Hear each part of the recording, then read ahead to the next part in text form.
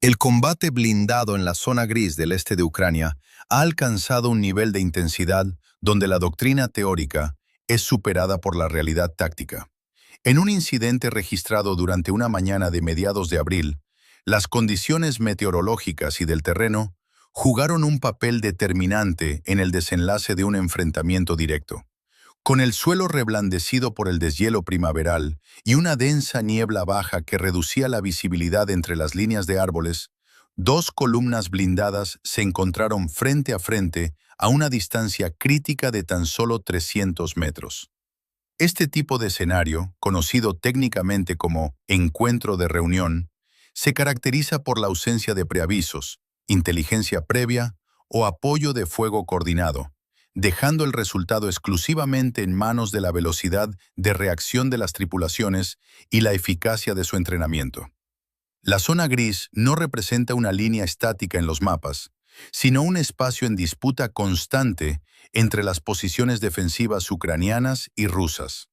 Se trata de un entorno compuesto por tierras agrícolas, carreteras rurales elevadas y estructuras abandonadas donde ninguna de las partes mantiene una presencia permanente.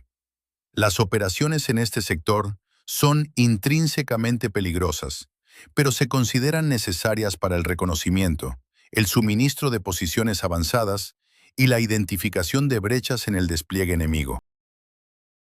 En esta ocasión, la columna ucraniana estaba integrada por tres vehículos.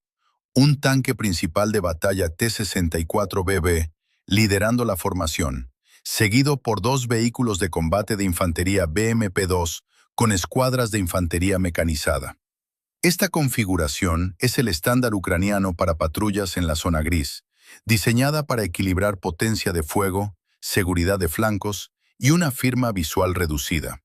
Por su parte, la formación rusa que avanzaba en una ruta convergente presentaba una fuerza superior en número, compuesta por 5 unidades, dos tanques T-72B3 en vanguardia y tres vehículos de combate de infantería BMP-3.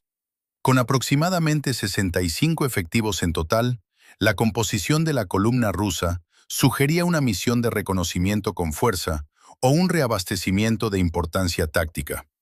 Ambos bandos operaban con sus comandantes de vehículo en las escotillas para maximizar la observación directa, una práctica que reduce segundos vitales en la cadena de mando de tiro. Sin embargo, en una curva de aproximadamente 90 grados, flanqueada por un seto y un terraplén de drenaje, la visibilidad se vio limitada hasta que las vanguardias estuvieron a una distancia donde un proyectil de tanque tarda aproximadamente un segundo en alcanzar su objetivo. En este punto exacto, a las 8:23 hora local, el factor decisivo no fue el número de vehículos, sino la capacidad de transición inmediata de la observación a la acción de combate. A las 8:23 Celoseto, el contacto visual se produjo de manera simultánea, una situación que la doctrina militar define como adquisición concurrente. En este escenario, la ventaja táctica no pertenece a quien posee mejor equipo, sino a quien ha codificado sus respuestas de combate mediante la repetición constante. El comandante del T-64BV ucraniano, aplicando un entrenamiento de 3 años basado en ejercicios de tiempo real en la zona gris, emitió la orden de fuego en menos de 3 segundos.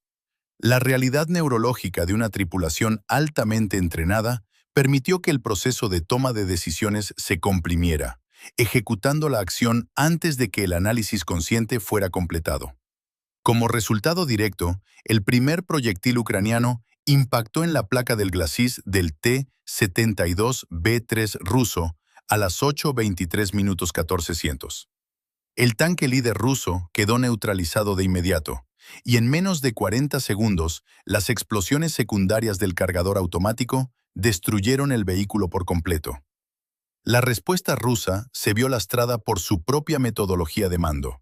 El comandante del primer tanque T-72B3 intentaba transmitir un informe de contacto por radio antes de abrir fuego, siguiendo el procedimiento estándar en el que se prioriza informar a la cadena de mando. Esta secuencia de acciones le costó la iniciativa y, en última instancia, la supervivencia del vehículo.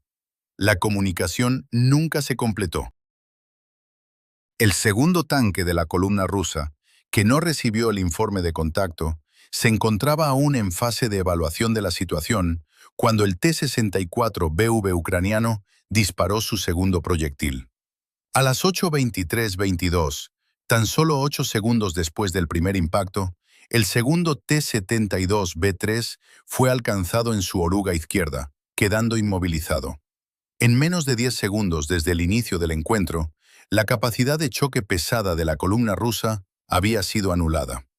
Tras la neutralización de los tanques líderes, la unidad ucraniana ejecutó un protocolo de dispersión y flanqueo perfectamente coordinado. A las 8:23:17, el primer BMP-2 ucraniano se desvió hacia el campo a la izquierda de la carretera, posicionándose en una depresión del terreno que le ofrecía cobertura de casco. Apenas 8 segundos después, comenzó a castigar el flanco de la columna rusa con su cañón automático de 30 milímetros. Simultáneamente, el segundo BMP-2 se desplazó hacia la derecha a las 8:23:19, utilizando un terraplén de drenaje como protección. Para las 8:23:30, toda la infantería ucraniana ya había desembarcado, estableciendo perímetros de seguridad y posiciones de tiro con RPG en ambos flancos. En contraste, los 3 vehículos rusos restantes, atrapados en una carretera elevada y con el paso bloqueado por sus propios tanques en llamas, reaccionaron de forma fragmentada. Sin un informe de contacto claro y bajo fuego multidireccional, los comandantes de los BMP-3 rusos tomaron decisiones independientes. Uno intentó retroceder por la carretera, otro trató de maniobrar hacia el campo y el tercero permaneció en su posición devolviendo el fuego. Esta falta de coordinación fragmentó la fuerza rusa en 3 elementos aislados que fueron destruidos sistemáticamente en los minutos siguientes. La fase final del enfrentamiento evidenció las consecuencias de operar sin un conocimiento preciso de las condiciones del terreno y bajo un mando centralizado frente a una fuerza flexible. El segundo tanque T-72B3 ruso, aunque inmovilizado, intentó devolver el fuego a las 8:24:30. El proyectil impactó en la pendiente frontal del T-64BB ucraniano, pero fue neutralizado por el blindaje reactivo explosivo del vehículo. La respuesta ucraniana fue inmediata. Un impacto en el lateral derecho de la torreta rusa bloqueó el mecanismo de giro, obligando a la tripulación a abandonar el tanque. Simultáneamente, el BMP-3 ruso que intentaba retroceder por la carretera fue alcanzado en su blindaje trasero por los cañones de 30 milímetros del primer BMP-2 ucraniano a las 8:25:12, provocando su detención total. Por otro lado, el vehículo ruso que intentó maniobrar hacia el campo quedó atrapado en el suelo blando a tan solo 45 metros de la calzada. La falta de experiencia de la tripulación en las condiciones de movilidad de mediados de abril convirtió al vehículo en un objetivo estático que fue destruido por ráfagas de flanco. El último elemento de la columna rusa, un BMP-3 que permaneció en la carretera devolviendo el fuego, logró dañar un lanzador de humos y un bloque de visión del tanque ucraniano, pero no pudo penetrar su blindaje. A las 8:29, la infantería ucraniana, posicionada en los flancos, finalizó la destrucción del vehículo mediante disparos de RPG. A las 8:32, exactamente 9 minutos y 9 segundos después del primer contacto visual, el enfrentamiento concluyó con la destrucción total de la columna rusa. El balance de daños es asimétrico. Rusia perdió 2 tanques T-72B3 y 3 vehículos BMP-3, con un coste estimado de entre 10 y 13 millones de dólares y un saldo de entre 27 y 33 militares fallecidos. En contraste, la unidad ucraniana solo sufrió daños externos menores en un tanque, reparables en pocas horas, y registró un único herido leve en la infantería que regresó al servicio 2 días después. Este incidente ilustra una tendencia estratégica observada durante 3 años de conflicto: la ventaja de la ejecución táctica sobre la superioridad numérica. Según análisis técnicos y declaraciones de expertos como el general Ben Hodges, el problema fundamental de las fuerzas rusas no radica en el equipo, sino en una cultura institucional que penaliza la iniciativa y prioriza el informe jerárquico sobre la respuesta inmediata.